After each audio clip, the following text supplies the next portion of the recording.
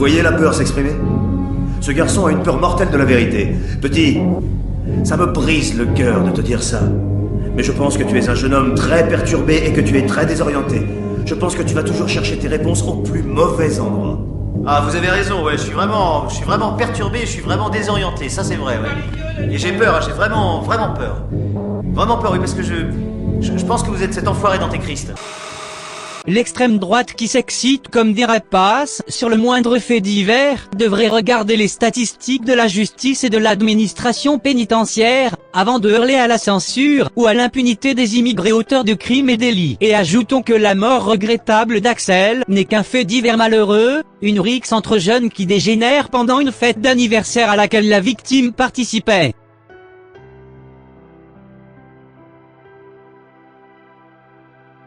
Un fait divers malheureux. Une rixe entre jeunes qui dégénèrent. Voici comment certains résument la mort d'Axel Dorier, dans la nuit du 18 au 19 juillet dernier. Axel, c'était une jeune femme de 23 ans, qui fêtait son anniversaire dans un parc avec ses amis, quand Youssef et Mohamed sont arrivés en trombe avec leur voiture. Au volant, Mohamed Merah, séance de rodéo au volant de sa voiture. Ils ont commencé par écraser le chien d'un ami d'Axel. La jeune femme, horrifiée et révoltée par cet acte, s'est mise devant leur véhicule pour tenter de leur barrer la route et les empêcher de prendre la fuite, en attendant que la police arrive. Youssef n'a pas hésité à lui rouler dessus, traînant ainsi le corps d'Axel sous sa voiture sur près d'1 kilomètre, jusqu'à ce qu'elle en meure, avec la jambe arrachée. Je ne veux pas m'attarder sur le cas personnel de ce monsieur, qui poste des gifs de dessins animés au moment où des jeunes françaises se font assassiner, apparemment moins choqué par l'événement lui-même que par ce qu'il appelle la récupération politique d'extrême droite, récupération qu'il ne déplore d'ailleurs pas quand le mouvement Black Lives Matter récupère une bavure policière en la politisant et même en la racialisant à l'échelle mondiale. Au contraire, il se réjouit de l'ampleur de cette récupération à longueur de tweets, depuis des semaines. Je ne veux pas non plus vous dire ce que je pense de la valeur morale d'une personne qui affirme que lorsqu'Youssef roule sur Axel et la traîne sur 800 mètres jusqu'au démembrement, il ne s'agit que d'un fait divers, d'une rixe entre jeunes, car mes propos tomberaient aussitôt sous le coup de la loi. Non, ce que j'aimerais faire ici, c'est identifier la stratégie que dévoile l'utilisation de cette terminologie. Les incivilités sont quotidiennes malheureusement dans notre pays. Je n'accepterai pas dans notre pays que ces incivilités deviennent une habitude. Et dans ce large mot d'incivilité, on peut mettre différentes actions, mais oui, on peut, si vous voulez, qualifier les faits de délinquance, les délits et même les crimes. Quand j'étais plus jeune, la stratégie était au négationnisme. Non, vous ne vivez pas de violence particulière. Cela a toujours existé. Vous êtes paranoïaque. On parlait alors de sentiment d'insécurité. Le nombre de personnes qui se sentent en insécurité dans leur domicile a fortement augmenté, et en particulier, c'est là que c'est vraiment intéressant, dans des zones qui ne sont pas concernées par les violences, comme les quartiers pavillonnaires ou comme les campagnes. La crainte diffuse, donc, gagne du terrain. L'insécurité au Grand Parc, elle existe. Elle existe, le sentiment d'insécurité, plus précisément, au Grand Parc existe. Il y a des personnes qui sont sur le centre commercial Europe, par exemple. Vous avez des dealers qui se réunissent régulièrement. On le sait, l'insécurité, la véritable insécurité dans ce quartier, elle est quasiment nulle. Elle n'existe quasiment pas. Il y a quelques gestes d'incivilité, mais des choses graves, on en a, Dieu merci, quasiment jamais, ou pratiquement pas. Oui, moi je vais vous parler de sentiment d'insécurité aujourd'hui. Alors pas de sécurité, mais bien du sentiment d'insécurité. C'est ce fameux sentiment qui fait qu'une mamie du fin fond du Vercors, qui a jamais vu un gitan de sa vie, appelle les flics dès qu'elle voit Kenji Girac à la télé. C'est drôle. Aujourd'hui, la stratégie est à la minimisation. L'ensauvagement étant devenu une expérience vécue de manière massive, commune et indiscutable, on a décidé non pas de ne pas en parler, mais pire, d'en parler sans la dire. Pour Axel, par exemple, le maire de Lyon parle d'un décès tragique, comme s'il s'agissait d'une maladie, ou d'un pont qui s'était effondré. D'un accident. On refuse de donner les prénoms des tueurs, pour ne pas trahir leur origine ethnique, pour ne pas risquer d'amalgame, alors que cette information est absolument centrale pour comprendre ce qui est arrivé. Si à l'inverse, 4 jeunes hommes blancs tabassaient un jeune homme noir jusqu'à la mort, tout le monde accepterait que l'on précise la couleur de peau des auteurs des faits comme de leurs victimes, puisque cela servirait à caractériser le motif de l'agression dont il est question. Lorsque l'on cache ou que l'on change certains patronymes, on revendique le faire au nom de l'antiracisme, alors que cette opération a justement pour conséquence de dissimuler la nature raciste de ces meurtres. On utilise des termes génériques, aussi aseptisés que possible, pour donner l'impression que la violence permanente que nous vivons est simplement due à la malchance, comme la météo, ce serait un orage dont la foudre frapperait au hasard.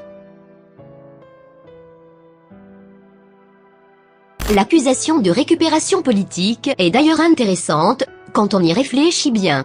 Il faudrait se contenter de dire sa solidarité avec les familles des victimes, de dire « Oh là là, quelle époque vivons-nous ?» Tant de violences gratuites, en retournant vaquer à ses occupations. Bref, la seule parole autorisée c'est la discussion du niveau salon de coiffure, c'est parler de la pluie et du beau temps, sans rien remettre en question, sans rien déduire, en un mot, sans rien penser. Lorsqu'une personne vous accuse de faire de la récupération politique, il vous reproche au fond de faire de la politique tout court, parce qu'il est lui-même un symptôme de la mort du politique, au sens étymologique du terme, c'est-à-dire de vous occuper des affaires de la cité. Lui, bien sûr, ne fait pas dans la politique, il n'en a ni la capacité ni le désir, ce qu'il souhaite lui c'est uniquement faire part de sa tristesse, parfois sincère, mais surtout pas aller plus loin, analyser quoi que ce soit, il est le symptôme que nous sommes passés à l'ère du commentaire, dans laquelle seule la petite réaction émotive et éphémère est tolérée, et où toute réflexion plus profonde et élaborée est formellement interdite parce que dangereuse. Un chien est prêt à mordre, si vous avez peur, il vous mord. C'est sûr. Et la réaction de la société consistant à dire « Allez, mettons une vitre, etc. » On est toujours dans le déni. D'ailleurs, pendant des années, on a appelé ça des incivilités. Mais vous vous rendez compte ? Une incivilité, c'est jeter un chewing-gum par terre. C'est ça, une incivilité. Ce n'est pas massacrer à 4 un père de famille. D'ailleurs, qu'est-ce que ça veut dire que de massacrer un homme sans défense à 4 ? Quelle bande de lâches ! Quelle bande de lâches ! Personne ne va leur faire peur, à eux. Mais pourquoi ? Qui sont les Français ? Ils n'ont pas bien compris qui sont les Français. Les Français ont tenu à Verdun. Aucun peuple dans le monde n'a fait ça. Si les Français se réveillaient un jour, ça serait terrifiant pour eux. Tout ce vocabulaire de la neutralité est déployé dans le seul but de neutraliser. Les gens comme Cédric Maas, dont je parlais au début, disent lutter contre la radicalisation, mais ce qu'ils ne disent pas, en revanche, c'est qu'ils luttent contre la radicalisation des Français, du peuple lui-même. Les agressions ultra-violentes qui se produisent quotidiennement sont décrites dans des termes minimalistes pour éviter que l'on ne fasse le lien entre elles, pour tenter d'empêcher monsieur et madame tout le monde d'y voir clair, de relier les pièces du puzzle, de commencer à distinguer le phénomène dans sa globalité. On veut ramener le citoyen à l'ère pré-politique, à un état primaire, presque barbare, où l'homme ne réagissait qu'avec ses instincts, avant qu'il ait conscience de sa condition d'animal social. Ce discours du circuler y a rien à voir, du faut pas généraliser, est quasiment une forme d'obscurantisme.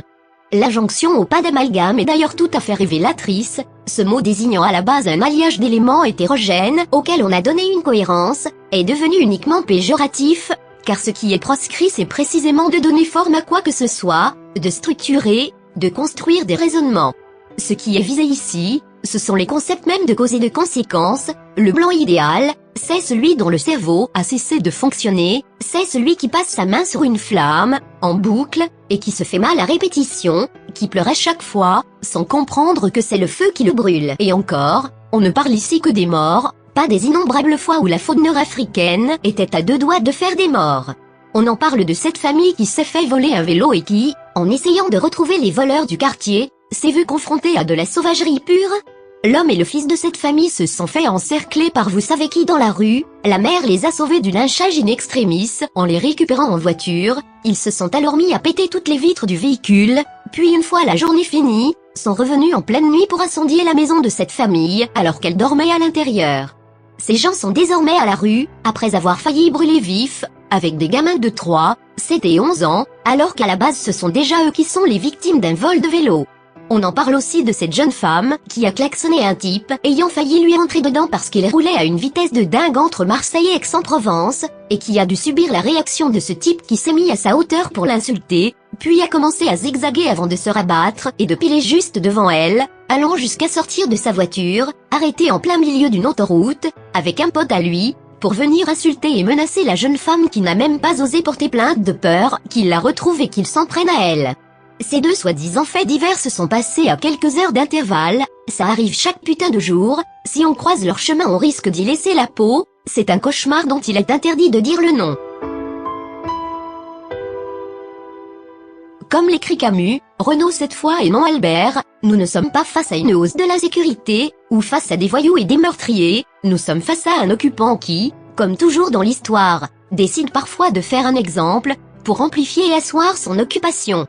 Le Bataclan n'est pas un attentat, ou plutôt ce n'est pas seulement un attentat, c'est un acte de terreur de l'envahisseur visant à sidérer et pétrifier celui qu'il est en train d'envahir, comme à Oradour-sur-Glane. Les mises à mort d'Axel Dorier, Philippe Monguillot, Mélanie, Thomas, ne serait-ce que pour rester sur les dernières semaines, ne sont pas des rixes ni des agressions gratuites, elles ne sont pas commises par des chauffards ou des jeunes sans repère, elles sont commises par des soldats, qui eux contrairement à nous, ont pleinement conscience de la signification de leurs actions, et tout le travail de sape médiatique consiste à atténuer, relativiser ces actions, pour les maquiller en actes isolés, en violence aveugle. J'ai été violenté par deux individus qui m'ont sauté dessus, pieds joints sur le visage. J'ai parlé un petit peu, j'ai un peu rassuré, et en bas du bus, et il m'a dit ouais j'ai été violenté par deux individus de type africain qui m'ont sauté dessus, pieds joints sur le visage. Tout est fait non pas pour provoquer la guerre civile, mais au contraire pour préserver cette situation asymétrique, cet état de guerre permanent dans lequel un seul des deux camps attaque l'autre, et qu'on appelle la paix sociale. Nous ne sommes pas assassinés par des maghrébins, non, nous sommes juste importunés par un jeune, puis par un autre, puis par un groupe de jeunes dont les prénoms n'ont aucune importance, et malheureusement parfois cela se passe mal, c'est tout, et le fait que la fréquence et la gravité de ces agressions soient extrêmement élevées ne révèle absolument rien, tout comme le fait qu'elles viennent toujours d'un type de population très précis en direction d'un autre type de population très précis, ça n'a rien à voir, vous vous faites des idées, c'est la vie, on ne peut rien y faire ma bonne dame, d'ailleurs n'y pensez pas trop longtemps, cessez de faire des observations, vous risqueriez d'en tirer des conclusions. Un noir tué par un flic aux États-Unis, ça impose une analyse systémique, puis une prise de conscience obligatoire, et enfin une révolte contre ce système. Pour nous les blancs massacrés sans arrêt en revanche, hors de question, le réel doit être atomisé, éparpillé, dilué par l'intermédiaire d'un lexique prévu à cet effet, et employé de façon systématique jusqu'à rendre le tout parfaitement incompréhensible, car tant que les Français ne pourront pas mettre des mots sur ce qu'ils vivent, alors ils ne pourront pas le penser, ni réagir en conséquence. On ne peut pas se révolter contre le hasard, n'est-ce pas?